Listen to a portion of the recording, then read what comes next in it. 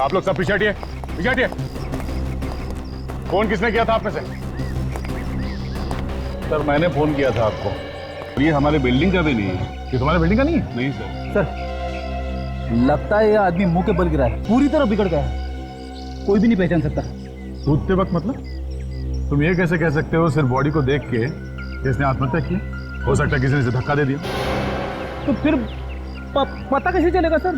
पता चल जाएगा फ्रेडी। लाश बिल्डिंग से कितनी दूर है ये नाप लो, इससे पता चल जाएगा ये आदमी अपने आप कूदा है या किसी ने धक्का दिया इसे। Yes sir. इस आदमी को ऊपर से नीचे गिरते हुए देखा था? Yes sir. एक्चुअली हमारा इनके साथ झगड़ा हो रहा था। अचानक हमें चीखने चिल्लाने की आवाज आई। जब हम ऊपर देखे ये चिल्लाता हुआ आदमी नीचे जमीन पे गिर गया। तुमने भी देखा इस आदमी को ऊपर से नीचे गिरते हुए? हाँ साहब देखो, तो जेब में कुछ भी नहीं है सर, खाली है। एक अजीब बात यह है कि आदमी बाहर से आके यहाँ इस बिल्डिंग में इसने आत्महत्या की थी। सर मैं आपसे कुछ कहना चाहता हूँ। हाँ बोलो, क्या बात है? मैंने इस आदमी को देखा था सर। देखा था? कहाँ पे? इस बिल्डिंग में घुसते हुए, यही कोई करीबन 2 घंटे पहले की बात है। अच्छा, ये अकेला था या इसके साथ में कोई और भी था? अकेला ही था, लेकिन हाँ इसके हाथ में एक ब्रीफकेस था। तो कहाँ गया वो ब्रीफकेस? ये तो मालूम नहीं। आप लोगों ने गिरते वक्त इसके हाथ में ब्रीफकेस देखा था? नहीं सर। आपने? नहीं सर कहीं ऐसा तो नहीं कि इसने वो ब्रीफकेस बिल्डिंग में ही कहीं छोड़ दिया हो? ये यहाँ पे आया था तो शायद किसी से मिलने आया हो, उसी को दे दिया हो। छत पे भी हो सकता है सर, कूदने से पहले कोने में रख दिया होगा कहीं पे। हो सकता है। तो देख, लाश को फॉरेंसिक लैब में भिजवाने का इंतजाम करो। और तुम उस बैग को पहचान लोगे ना? जी पहचान लूंगा। ओके।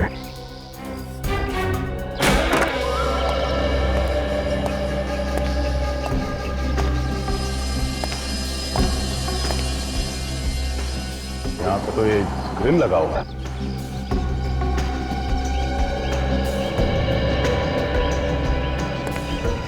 दीवार की हाइट इतनी है कि यहाँ से तो फेंक नहीं सकता या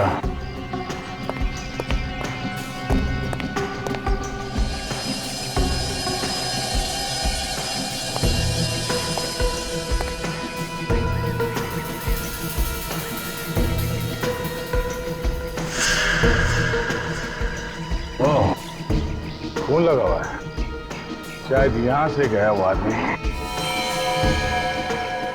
इसका मतलब है तो आदमी अपने आप नहीं कूदा, ये आत्महत्या नहीं है, किसी ने खून किया इस आदमी का। हाँ पूरा छत छान मारा, ब्रीफकेस कहीं भी नहीं है। फिर एक काम करो, एक ही डील डॉल के 2 डमी लेके आओ। 2 डमी? क्यों? फिर मैं देखना चाहता हूँ कि ये जो खून लगा हुआ है यहाँ पे, ये कहाँ से आया? किसी ने उस आदमी को यहाँ से धक्का दिया है या फिर उसे मार के यहाँ से फेंका गया है।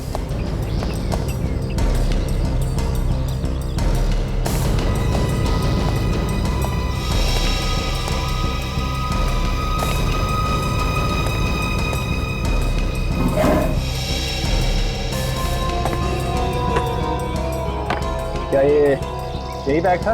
हटिए हटिए, पीछे हटिए सब लोग। हटो पीछे हटो, पीछे हटो।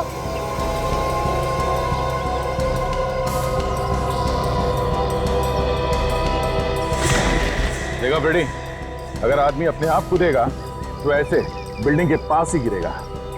अब देखते हैं ये दूसरा डमी कहां तक जाता है, इसे जरा धक्का दे देते हैं।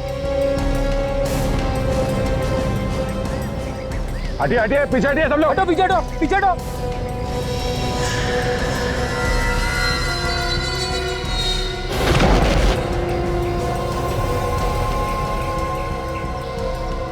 है ना फ्रेडी? ठीक उसी जगह पे ये गिरा है जहाँ पे वो लाश पड़ी थी। आप बिल्कुल सही हो सर, इस आदमी ने आत्महत्या नहीं की है, इसे किसी ने धक्का दिया है। अबे वो बैग मिल गया है सर, लेकिन टूटा हुआ है सर। इस ब्रीफकेस में जरूर कुछ ऐसा होगा जिसकी वजह से मरने वाले आदमी का झगड़ा हुआ किसी के साथ और उसने उसे धक्का दे दिया। सर कहीं ऐसा तो नहीं कि ब्रीफकेस में कुछ पैसे रखे हो? ना, हो सकते हैं पैसे, हो सकते हैं कोई बड़े काम की चीज हो सकती है। सर अगर उसे पैसे ले ही जाने थे तो ब्रीफकेस के साथ ले जाता, लेकिन उसने ऐसा नहीं किया। पैसे तो ले गया लेकिन ब्रीफकेस को तोड़ के फेंक दिया। उस आदमी का दिमाग तो खराब नहीं हुआ ना सर? फ्रेडी, अगर वो ब्रीफकेस लेके बिल्डिंग से बाहर निकलता तो किसी न किसी को शक हो जाता, इसलिए उसने ब्रीफकेस में से सामान निकाला और फेंक दिया ब्रीफकेस। सर आ गए? कुछ दिख गया क्या? हाँ सर, ये देखिए। ये तो किसी ने अपने नाम का स्टिकर लगा रखा है। इस पर लिखा है USHAN, ओशन। स्टिकर आधा है। सर इसमें तो कुछ गम जैसा लगा हुआ है। सर ये भी बना।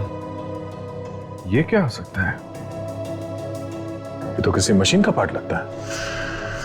मतलब इस ब्रीफकेस में कोई मशीन रखी हुई थी। तो हो सकता है ये जो नाम लिखा हुआ है ये ओशन, ये किसी कंपनी का नाम है और इन लेटर से हम कंपनी ढूंढ सकते हैं। हाँ सर।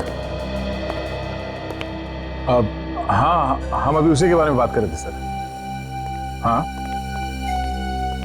ओह ठीक है सर, जैसे कुछ पता चलता है हम आपको बता देंगे। ओके सर, या ठीक है। एसीपी साहब का फोन था दिल्ली से। MMS वाले खूनी के बारे में पूछ रहे थे, कुछ पता चला है या नहीं? इस MMS वाले खूनी ने तो बवाल मचा रखा है हर जगह। एसीपी साहब बता रहे थे कि दिल्ली में भी इस खूनी ने एक म्यूजिक डायरेक्टर का खून कर दिया है। माय गॉड, पहले एक्टर, फिर सिंगर, अब ये म्यूजिक डायरेक्टर। ये खूनी टीवी और फिल्म वाले लोगों के पीछे पड़ा है क्या? मगर सर, इस MMS का क्या मतलब है? MMS मतलब मौत। खूनी जिसे मारना चाहता है उसका MMS बनाता है। सर ये तो खुला चैलेंज है खून करने का। एसीपी साहब बता रहे थे कि दिल्ली चेन्नई के बाद अब उसका निशाना मुंबई है। Ragini MMS? Ragini MMS? Sir इस नाम की एक फिल्म बनी है जो 13 मई को रिलीज हो रही है। एकता कपूर ने इस फिल्म को प्रोड्यूस की है सर। फिर तो हम लोगों को होशियार रहना चाहिए, कहीं खूनी का अगला निशाना एकता कपूर तो नहीं।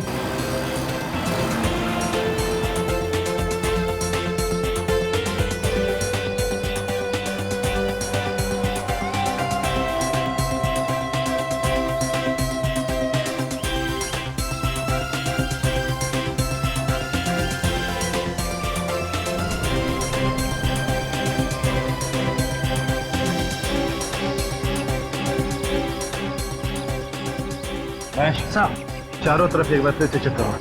इतने बड़े प्रोड्यूसर आ रहे हैं, कहीं कोई कमी नहीं होनी चाहिए। सर मैंने अपनी तरफ से 3 बार चेक कर लिया है, सब कुछ ठीक है, लेकिन फिर भी मैं एक बार देख लेता हूँ। नहीं सर, अभी तक तो नहीं आई हैं। हम लोग वहीं पे हैं सर। Yes sir. वैसे एकता जी को बोल दिया है, थोड़ा होशियार रहने की जरूरत है। जी सर। Yes sir. ओके, मैं फोन कर दूंगा सर। Okay sir. हर जगह अच्छी तरीके से निगाह गड़ा के देखने की जरूरत है। खूनी बहुत चालाक है और खतरनाक भी है, समझे? हेलो। ओके, ठीक है, नो प्रॉब्लम। ओके, अर्चनो गार्ड, एकता जी पहुंचने वाले हैं, सब लोग अपनी पोजीशंस ले लो। गो गो गो गो गो।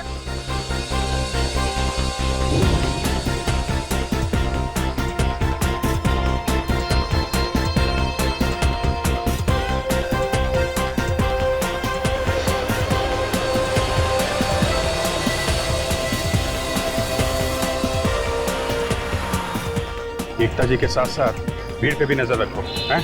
अगर कुछ भी गड़बड़ लगे तो उनको एक तरफ ले लेना, ओके?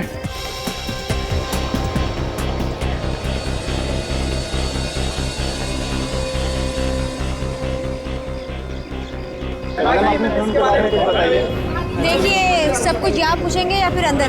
मैडम कुछ तो बताइए, आपकी फिल्म का बेस क्या है मैडम? तारीफ है मैडम, ये आपके सब्जेक्ट क्या है मैम आपकी फिल्म का? प्लीज कुछ तो बताइए मैम, प्लीज। मुझे आने में कोई देरी तो नहीं हुई? नहीं, बिल्कुल नहीं। लेकिन वैसे भी जब भी आप आती हैं वही सही टाइम होता है। आइए प्लीज आइए।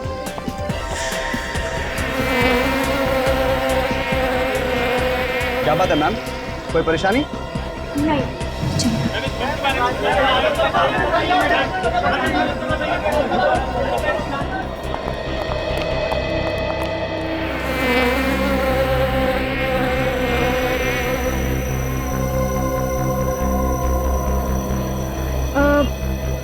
तुमने ये आवाज सुनी?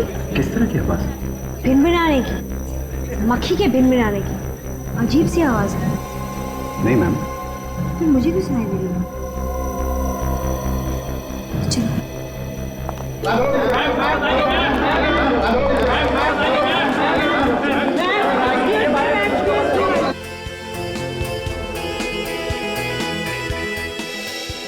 And gentleman, welcome to our show. मैं रागिनी, आप सबकी होस्ट। दोस्तों, आज का शो बहुत ही स्पेशल है आपके लिए और हमारे लिए भी, क्योंकि आज हम सबके बीच है टेलीविजन दुनिया की जानी मानी प्रोड्यूसर, जिनका नाम बच्चों से लेकर बूढ़ों तक की जुबान पर छपा हुआ है। So please welcome miss Ekta Kapoor.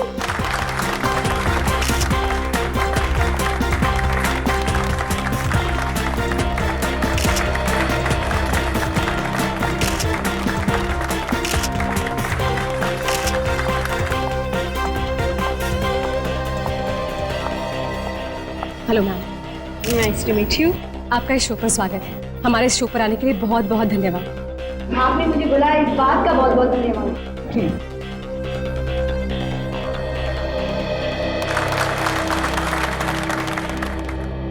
एकता जी, आपकी एक नई फिल्म आ रही है, रागिनी एमएमएस। बहुत चर्चा है इस फिल्म के बारे में, हमें प्लीज इस फिल्म के बारे में बताइए।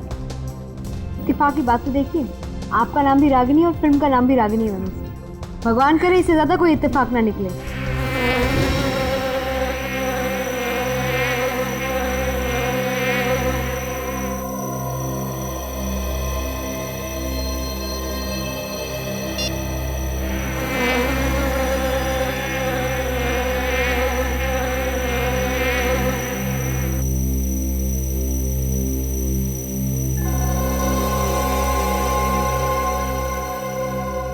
अब क्या हुआ एकता जी?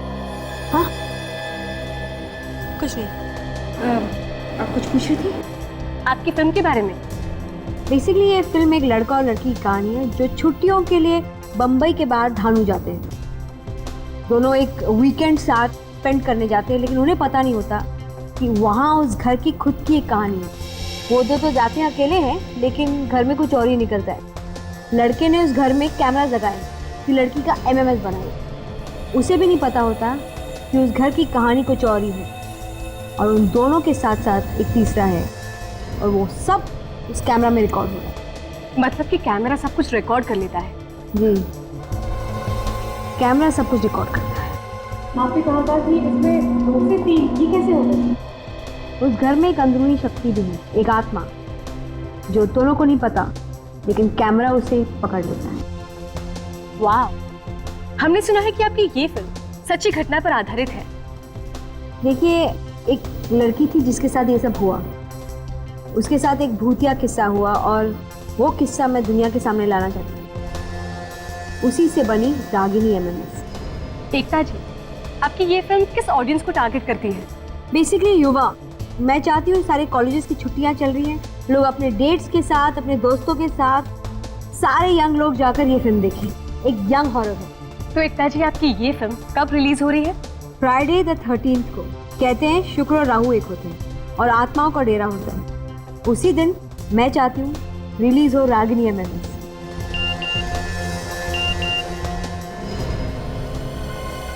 रागिनी एमएमएस। कहते हैं शुक्र और राहु एक होते हैं। ओह माय गॉड, खूनी यही है। उसने अभी अभी रागिनी एमएमएस बनाया और मुझे भेज दिया। बेस्ट ऑफ लक आपको आपकी इस फिल्म के लिए। Thank you so much. जो फुटेज है इस तरफ से रिकॉर्डिंग की गई है, इसका मतलब खूनी स्टेज के उस एरिया में होगा। आपको ढेर सारी शुभकामनाएं। Thank you so much. भगवान करे आपकी ये फिल्म सभी जगह पर धमाल मचा दे। Ragini, are you okay? Ragini, are you okay? Ragini, please get up, एक मिनट पीछे हटिए। एकता जी, आप पीछे आइए प्लीज। इसके गले में खरोंच है। खरोंच है? भीड़ का फायदा उठा के खूनी ने काम कर दिया है। सचिन, सारे दरवाजे बंद कराओ, किसी को बाहर मत जाने दो। सबको रोको।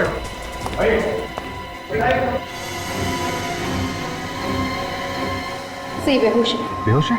एम्बुलेंस बुलाओ, हॉस्पिटल पहुंचाओ इसे। एकता जी, आप ठीक हैं? हाँ, मैं ठीक हूँ। घबराइए मत, सीआईडी आपके साथ है। आप ये बताइए कि क्या हुआ, क्या था? आप इतनी जोर से चीखी क्यों? मैं यहाँ बैठी थी, इंटरव्यू चल रहा था, और एक अजीब किस्म की आवाज़ मेरे कान तक आई, और उसके बाद पता नहीं कैसी आवाज़ थी? अजीब किस्म की आवाज़ थी, और यही आवाज़ मुझे गेट पर भी सुनाई दी। वही आवाज़ गेट पे? आवाज आवाज किस तरीके की? एक मक्खी के भिनभिनाने की आवाज थी। मक्खी के बीन बनाने की आवाज? आपको मक्खी दिखाई दी थी? नहीं, लेकिन मैंने अपने मोबाइल पे रिकॉर्ड किया था कि कुछ दिख जाए। अब मैं वो फुटेज दे सकता हूँ? हाँ हाँ बिल्कुल। अब ये देखिए, ये देखिए।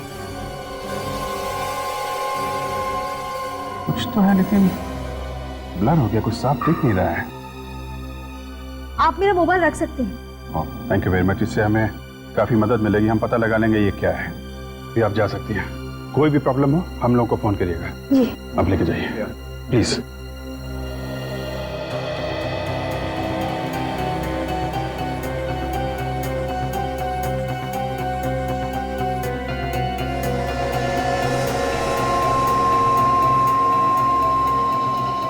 देखो भाई, सब लोग कान खोल के सुन लो। जब तक हमें हमला करने वाले के बारे में पता नहीं चल जाता, कोई भी कहीं नहीं जाएगा, सब यहीं रहेंगे। लेकिन सर हमने थोड़ी हमला किया है। क्या पता किसने किया? सर हम कह रहे हैं ना सर। अच्छा, तुमने कहा और हम लोगों ने मान लिया? हाँ? देखिए, आप लोगों के पास जो भी मोबाइल्स या छोटे से छोटे कैमरास हैं, हमें दीजिए। हमें उसे चेक करना होगा। अभी पता चल जाएगा कि हमला किया किसने। लाइए लाइए।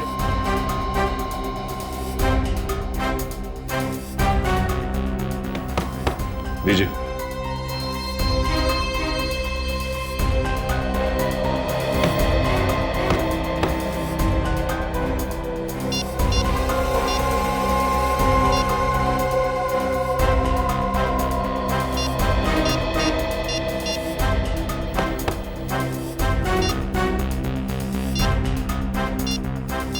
सर, इन मोबाइल्स में तो कोई भी ऐसी फुटेज या वीडियो नहीं है जो इस एमएमएस से मिलती जुलती है।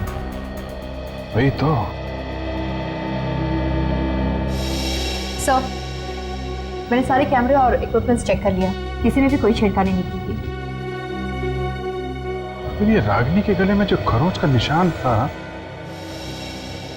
वो कहां से आया? सर, मुझे तो लगता है कि ये हमला करने वाला यहाँ से भाग चुका है सर। तूने बाहर जाने के सारे रास्ते बंद करवाए थे? हाँ सर, यहाँ से तो कोई बाहर नहीं जा सकता। एक काम करो, बाहर जाके देखो कुछ बनता है क्या। सर, कोई तो यहाँ से बाहर गया है। कौन है वो? सर, एकता जी और उनके बॉडीगार्ड्स के अलावा हमारे गार्ड्स ने किसी को भी बाहर नहीं जाने दिया। अच्छा, कितने गार्ड्स हैं आपके? सर 5, ये सामने देख लीजिए।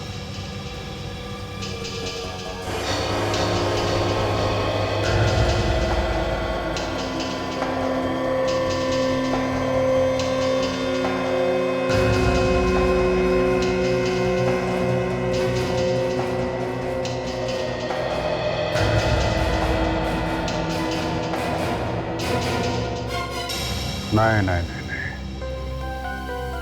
5 गार्ड से ज्यादा गार्ड्स देखे मैंने यहाँ पे। आपके यहाँ पे ये जो शूटिंग चल रही थी ना, उसकी फुटेज दिखाइए हमें। जी सर।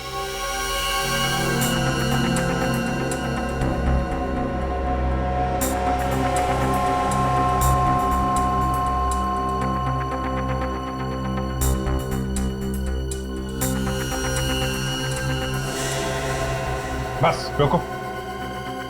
ठीक है, ये 5 नहीं 6 गार्ड हैं। लेकिन सर, ये एक गार्ड कहां से आया? ये तो तुम ही बताओ, कहां से आया? सर मैं सच कह रहा हूं, मुझे कुछ नहीं पता कि एक गार्ड कहां से आए। कमाल है, वो हमला करने वाला गार्ड की ड्रेस पहन के आया, इसलिए किसी को पता भी नहीं चला। सर ये देखिए, गार्ड की ड्रेस, ये बाहर डस्टबिन में पड़े हुए थे। सर, जैसा हमने सोचा था बिल्कुल वैसा ही हुआ है।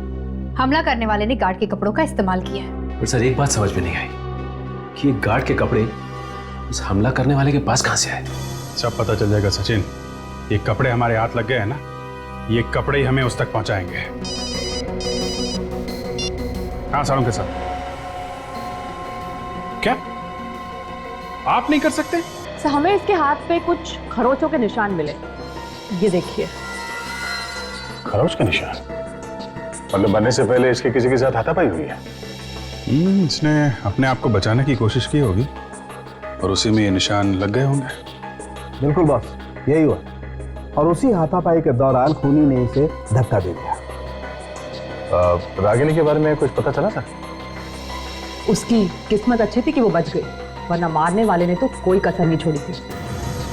रागिनी के गले पे भी खरोंच का निशान है, लेकिन ये खास बात है, तो खरोंच में हॉस्पिटल वालों को जहर भी मिला है।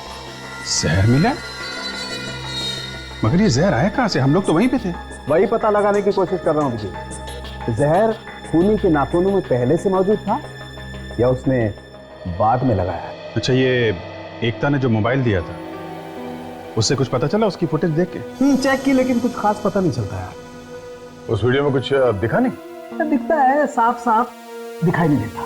अरे वो आवाज है ना, वो मक्खी के भिनभिनाने की, उससे कुछ पता नहीं चल रहा है? अरे लेकिन वो मक्खी है ही नहीं। हाँ? ये लो, शुरू हो गए। अभी बोल रहे भिनभिनाने की आवाज है, अब बोल रहे मक्खी ही नहीं है। भाई वो जो मक्खी है वो असली मक्खी नहीं है, नकली मक्खी। और वो जो आवाज है वो इसलिए है कि उसके पंखों के नीचे एक छोटी सी मोटर लगी हुई। तो मोटर की आवाज है? बिल्कुल। मोटर ढूंढनी पड़ेगी, ढूंढनी पड़ेगी, तभी पता लगेगा कि रागिनी पर हमला कैसे हुआ।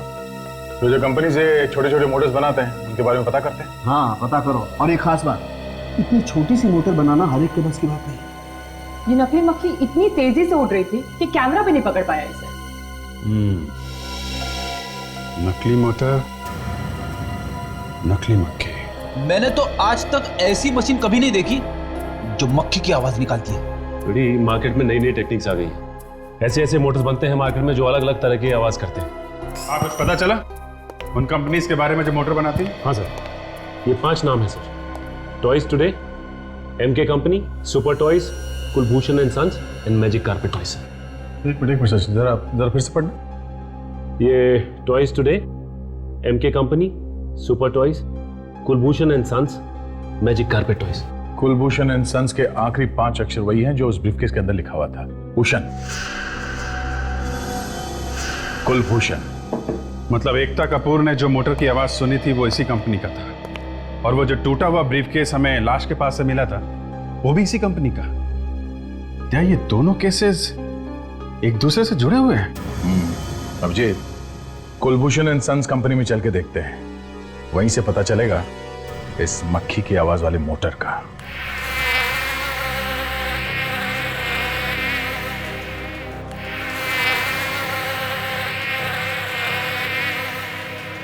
सर इस तरह की आवाज हमारे किसी भी खिलौने में नहीं आती, आप चाहे तो खुद ही सुन सकते हैं। अच्छा,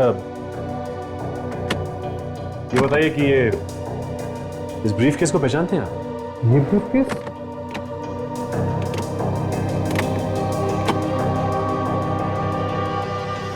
हाँ, ये तो हमारे डैडी का ब्रीफकेस है। जब ये कंपनी शुरू की थी तब उन्होंने ये खरीदा था। आपके पास ये कहाँ से आया? ये एक लाश के पास से मिला है हमें। किसकी लाश? वही पता लगाने की कोशिश कर रहे हैं हम। अच्छा, ये बताइए कि ये ब्रीफकेस आपके पिताजी रखते कहाँ थे? किस अलमारी में? ये अलमारी देख सकते हैं? सर जिस आदमी के पास इस अलमारी की चाबी है वो आया नहीं है। कौन है ये आदमी? नीलेश, 2-3 रोज से वो काम पर नहीं आ रहा है। 2-3 दिन से नहीं आ रहा? जरूर कुछ गड़बड़ है। उसका एड्रेस दे सकते हैं आप?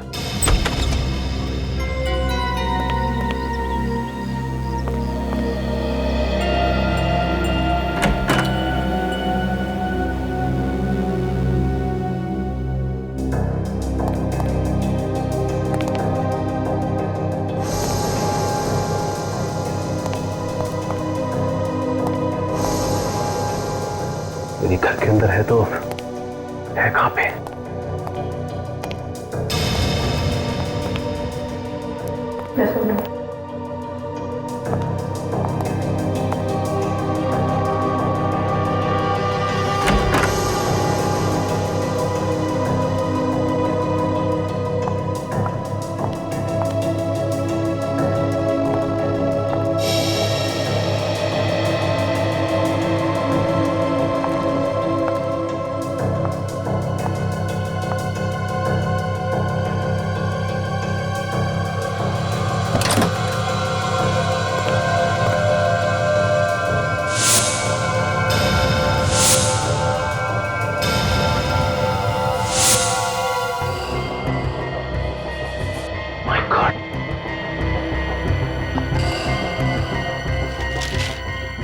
Robotic fly?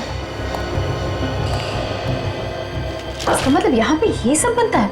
नहीं काजल, सब कुछ नहीं, सिर्फ ये उड़ने वाली मक्खी, इसी से खून किया जाता है। देखिए, इस जहरीले पिन से खून किया जा रहा था, क्योंकि इससे आसानी से काम भी हो जाएगा और किसी को पता भी नहीं चलेगा। इसका मतलब एकता कपूर को इसी रोबोटिक मक्खी की आवाज सुनाई दी थी। हाँ काजल, और तो और उन 3 सेलिब्रिटीज का खून भी इसी से किया गया है। पर इसे चलाते कैसे होंगे? काजल, कुछ ना कुछ तो होना चाहिए। ये देखो, यही है उसका रिमोट। मतलब उन्हीं नीलेश है? कहाँ काजल, सारे सबूत तो नीलेश की तरफ ही इशारा कर रहे हैं। वो ब्रीफकेस भी वही लाया और मोटर बनाने की कंपनी में भी काम करता था। और अब ये जहरीली मक्खी। काजल, एक काम करो, आस पड़ोस के लोगों से पूछो नीलेश के बारे में कुछ पता चलता है क्या?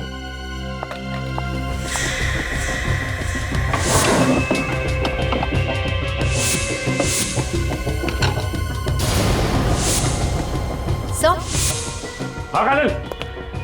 क्या हुआ काजल? ये देखिए, टायर का निशान।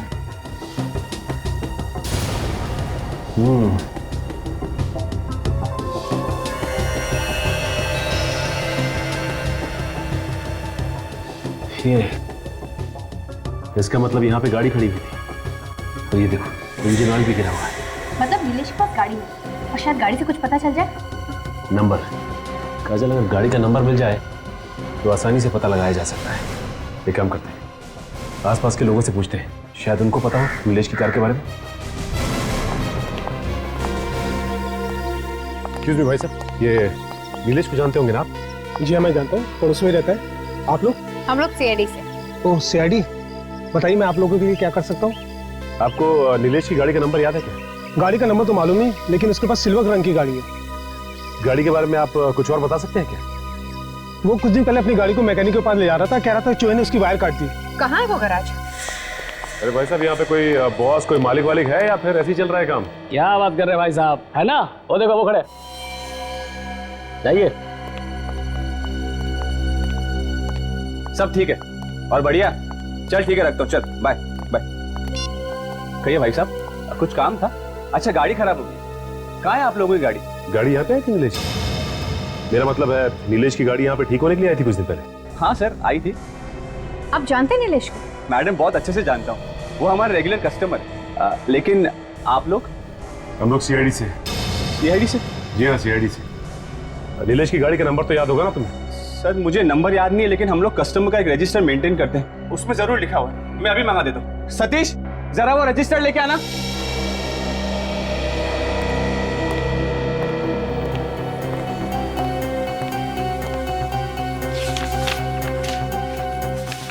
हाँ सर, नंबर है MS02 LA3872। वैसे आखिरी बार आपने कब देखा था उसे?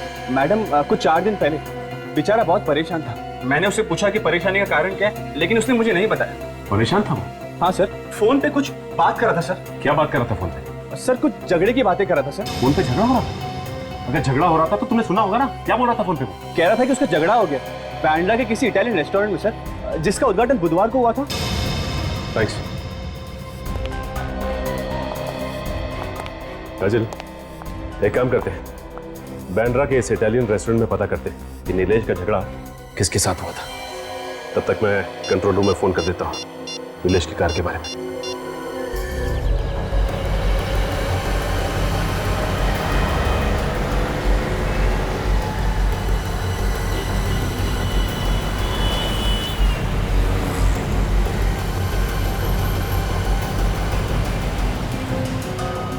सर, कंट्रोल रूम से पता चला है कि नीलेश की गाड़ी यहाँ पर खड़ी है।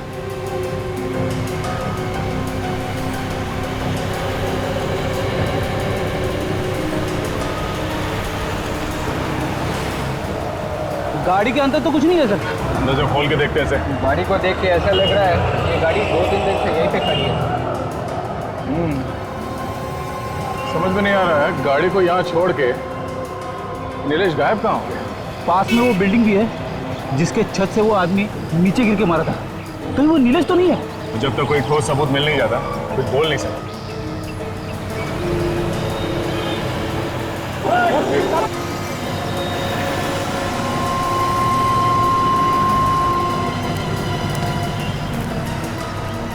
आप ये भी ड्यूटी करते हैं हमेशा?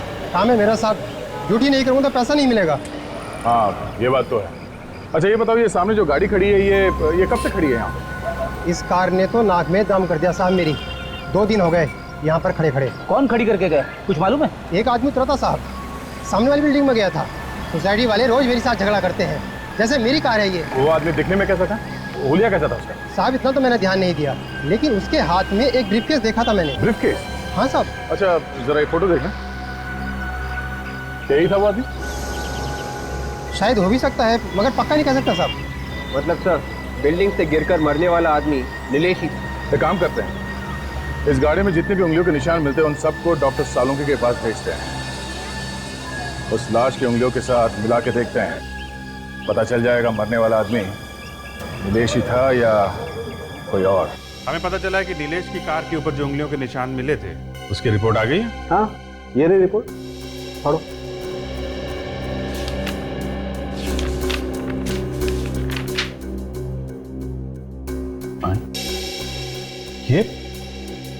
ये कैसे हो सकता है? अब इसमें मैं तो कुछ नहीं कर सकता अभी जी, रिपोर्ट तुम्हारे सामने। बॉस, स्टीयरिंग व्हील पे इसी आदमी की उंगलियों के निशान है, ये जो उस बिल्डिंग से गिर करके मरा था। तब ये मरा हुआ आदमी नीलेश है? तो वैसे वो बिल्डिंग का वॉचमैन तो कह रहा था कि उसने नीलेश को वहां पे गाड़ी पार्क करते हुए देखा और ये ब्रीफकेस लेके उस बिल्डिंग में चला गया जहां से किसी ने उसे धक्का दे दिया। जिसे हम लोग खूनी समझ रहे थे वो तो 2 दिन पहले ही मर चुका था। मतलब एकता के ऊपर हमला इसने नहीं किया था। खूनी कोई और है। दया हाँ विवेक, क्या पता चला रेस्टोरेंट के बारे में? सारा बैंडर छान मारा सर, ऐसा कोई भी रेस्टोरेंट नहीं है जिसका उद्घाटन बुधवार को हुआ था। मगर उस गराज के मैनेजर ने कहा था कि ये नीलेश किसी रेस्टोरेंट के उद्घाटन से आया था। तुमने ठीक तरीके से चेक किया है? हाँ सर, लेकिन एक रेस्टोरेंट है जिसका उद्घाटन बुधवार को होने वाला था, लेकिन अब गुरुवार को हो रहा है। वहां पे तुमने पूछा किसी ने पहचाना इस नीलेश को? नहीं सर, सब लोग ने मना कर दिया। वो नीलेश नाम के किसी भी आदमी को नहीं जानते। तो ये गैरेज का मैनेजर रघु ये हमसे झूठ बोल रहा है, कुछ छुपा रहा है। इसका मुंह खुलवाना पड़ेगा।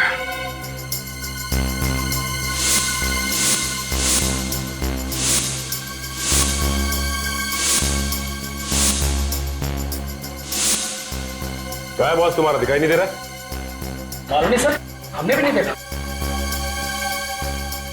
सर झूठ बोल के जान बचा के भाग गया होगा यहाँ से। भाग कर जाएगा कहाँ? हाथ में तो आएगा ही।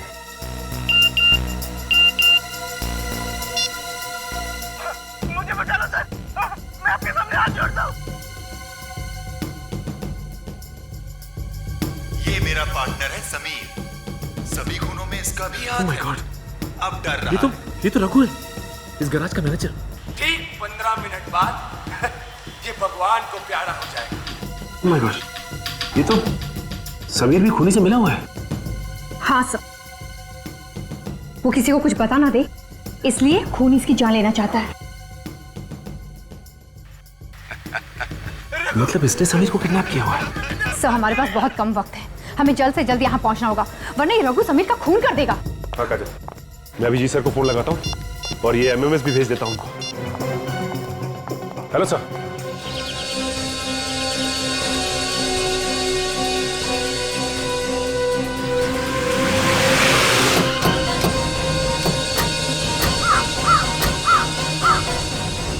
जगह तो यही है जो एमएमएस से दिखाया गया था। लगता है समीर को यहीं कहीं बांध के रखा होगा। बांध के कहाँ रखा हुआ ये देखना पड़ेगा। वो एमएमएस पे पीछे कुछ था ना उधर। ये भगवान को प्यारा हो जाएगा। जहाँ पे बांध के रखा हुआ है उसके पीछे ये लोगो बना हुआ है। ये लोगो ढूंढते हैं और संभाल के। खूनी बहुत खतरनाक है, कुछ भी गड़बड़ करे ना तो गोली मार देना, लेकिन संभाल के मरना नहीं चाहिए।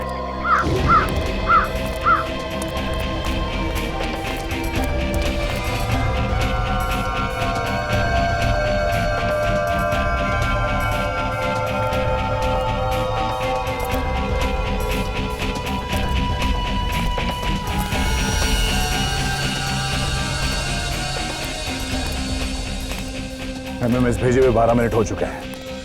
हमारे साथ सिर्फ 3 मिनट बचे उसे बचाने के लिए। तो वो खून ऐसे कर क्यों रहा है? मरते हुए लोग कौन कैसे तड़पता है ये देखने की आदत हो गई उसे। उसे अच्छा लगता है, कोई मेनिया कही है। काफी पुरानी मिल लग रही है सर। हाँ, तभी तो जंग लगी मशीनें पड़ी हैं।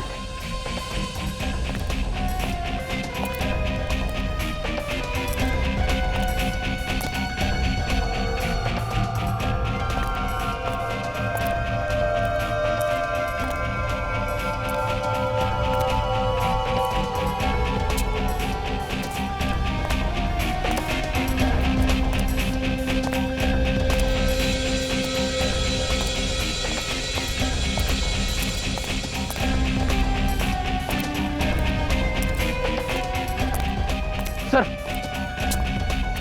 वो देखिए लोगो। कहीं पे होना चाहिए। ले, वो लोगो वहां है। इस तरफ, इस तरफ।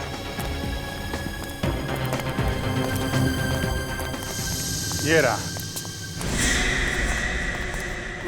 मुझे बचा लो सर, मुझे बचा लो सर, सर मैं हाथ जोड़ता हूँ सर, मुझे बचा लो सर। अच्छा, जब अपने जान पे बनाई है तो रो रहा है। दूसरों की जान लेते समय नहीं सोचा था तूने? नहीं सर, मैंने किसी की जान नहीं ली है सर। यार ये तो मानने को ही तैयार नहीं। क्या करें? छोड़ देते हैं इसे यहीं पे, लटकने दो, चलो। अरे अरे कहाँ जा रहे हैं सर, कहाँ जा रहे हैं? मैं अपने सारे गुनाह को भूलने के लिए तैयार हूँ सर। ठीक है। मुझे बचा लीजिए सर, मुझे सर। कुछ करो यार। चुप।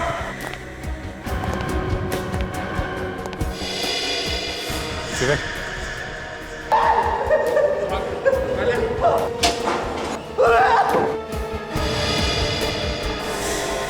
मानना पड़ेगा इन सीआईडी वालों को, वक्त के पहले ही पहुंच गए। लेकिन अब देखता हूं कि ये कहां से बच के जाते हैं।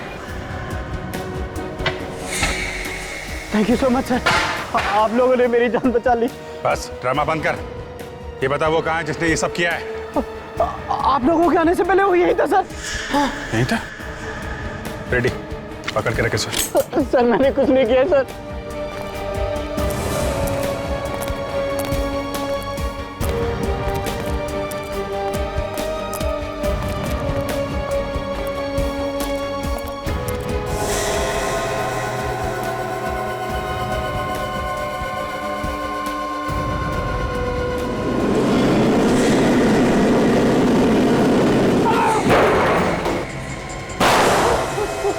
नहीं दे, जिंदा पकड़ना।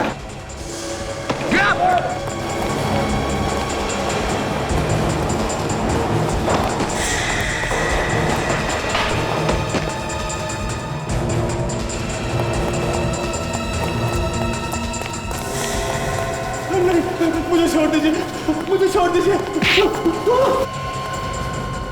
बिना जवाब दिए कहाँ भाग रहा है?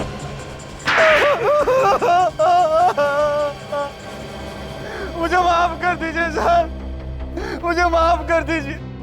मैं अगली बार ऐसा गुनाह कभी नहीं करूंगा सर। अरे इसे तो अकल आ गई। हाँ? सर ये हाथ है कि हथौड़ा है सर, मुझे अब सब बातें समझ में आ गई सर। चलो अच्छा है, ज्ञान प्राप्त हो गया तुम्हें। हाँ सर, मैं कसम खा के कहता हूँ सर, मैं अगली बार ऐसा काम कभी नहीं करूंगा। किसकी कसम? सर मैं अपने पूरे परिवार की कसम खा के कहता हूँ सर, मैं अगली बार ऐसा काम कभी नहीं करूंगा सर, प्लीज मुझे जाने दीजिए। गुनाह तू करेगा और कसम परिवार की लेगा? हाँ? क्यों मारता था बेगुनाह लोगों को? क्योंकि मुझे मरने से पहले लोगों को तड़पता हुआ देखने में बहुत मजा आता था सर।